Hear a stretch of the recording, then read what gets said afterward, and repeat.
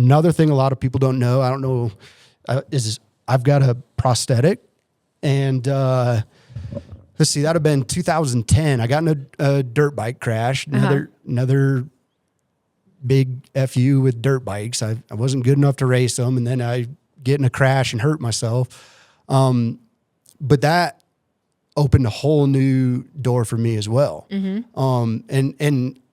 I don't know, I guess I meet so many people traveling, doing what I do, that have prosthetics and stuff, that it inspired me, you know, and it inspired me to do a bunch of different things. And we actually just started a nonprofit for that called Limbs Like Me. And what is it again? Limbs Like Me. Limbs Like Me. Okay. Just because of that, like finding people on the road and stuff that have gone down the dark path. And I guess what I kind of learned and got out of meeting a lot of people, and I would say I kind of went through it myself as well, but you have to find the right doctor for yourself. When I first got my prosthetic and everything, I thought my life was over. Like, I didn't think I was going to walk. I didn't think I was big into sports and stuff, and thought my life was over and everything. Well, the doctor that I was going to is a great guy, but he worked with just elderly people that were, you know, not active and stuff. And I was a super active person. Yeah. So when I first got it, I was getting sores and it didn't fit. And it was just bringing me down, basically. Yeah. Which I had a lot of friends that, you know, backed me and they pumped me up or wouldn't let me be down. They made me, you know, get your ass up and go do this or something. It kind of motivated me to prove to myself to get back to normal, first of all. But then I start hearing all these other people's stories and stuff. And a lot of them have went down that dark path, but gave up. And it's like, well, what was the reasoning for it and everything? Was it, you know, the doctor? Was it the equipment? Was it, you know, what kind of thing? So that's what inspired me to start Limbs Like Me.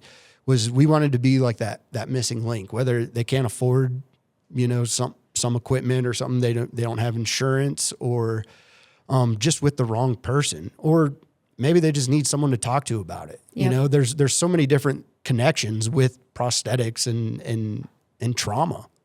And so we were just trying to, kind of be that middleman and do what we can to brighten up and get someone to where they're, I guess, motivated again and moving on to better themselves instead of giving up. Yeah. Yeah. So I hear you saying, like, people are going to face adversity. Right. And that's going to look different for everybody at any given time in life.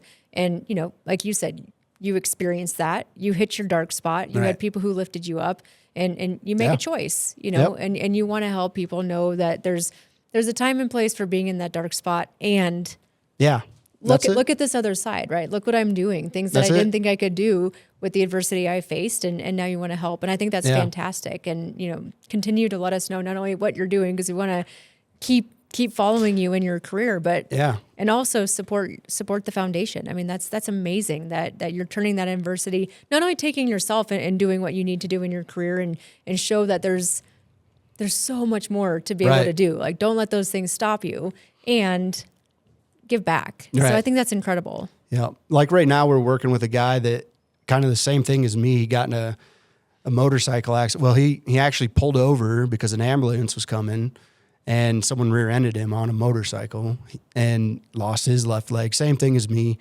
And so now it's like the old saying, you get bucked off, you get back on the horse, right? So we're trying to get his bike up and going to where he can get back up on there and have that inner feeling of, I can still ride my bike kind of thing, and feel normal again. And a lot of it is a mental game. A lot of it is. And people don't get to see that side of it. So, Well, awesome. Thank you so much for joining us today. Yeah. Congratulations again on becoming a Hall of Famer. That's such a big deal. It's crazy. And we're excited to follow you and what's next, whatever that could be. We're excited to do that. Thank you for sharing about the nonprofit. We'll be sure to support that in any way we can. Love it. But thank you for joining us. We appreciate it. Thank you, guys.